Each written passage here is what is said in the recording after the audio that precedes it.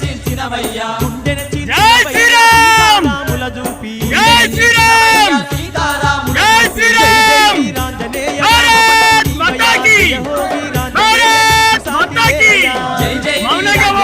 మౌనం అర్థాంగీకారం మాట్లాడితేనే మంచిది, మాట్లాడకపోతే కలవది. ఏదైనా మాట్లాడండి, ఏదైనా అంటే స్వార్థం కోసం కాదు, మన దేశ హితం కోసం, ధర్మం కోసం మాట్లాడండి.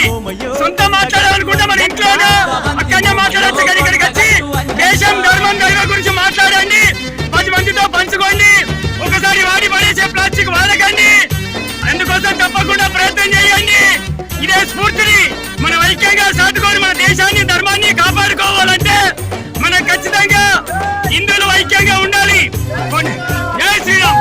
కొనే కాడ తినే కాడ ఈ దేశాన్ని ధర్మాన్ని దైవాన్ని నమ్మే వాళ్ళ దగ్గరే కొనండి, ఆరోగ్యంగా ఉండండి, తినండి.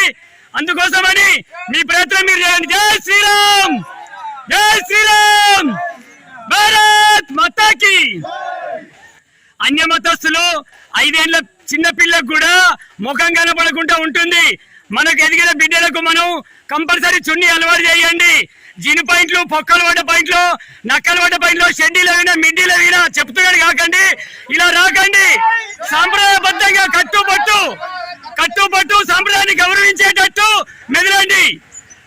మెడలో కండువ ఉన్నదంటే సమస్త లోకాన్ని తీసుకొచ్చేది. మెడలో కండువ లేదు అంటే బోడి గుడితో నచ్చినట్టు.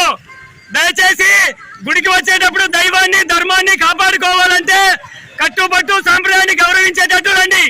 జై శ్రీరామ్, జై శ్రీరామ్, భారత్ మాతాకి. భారత్.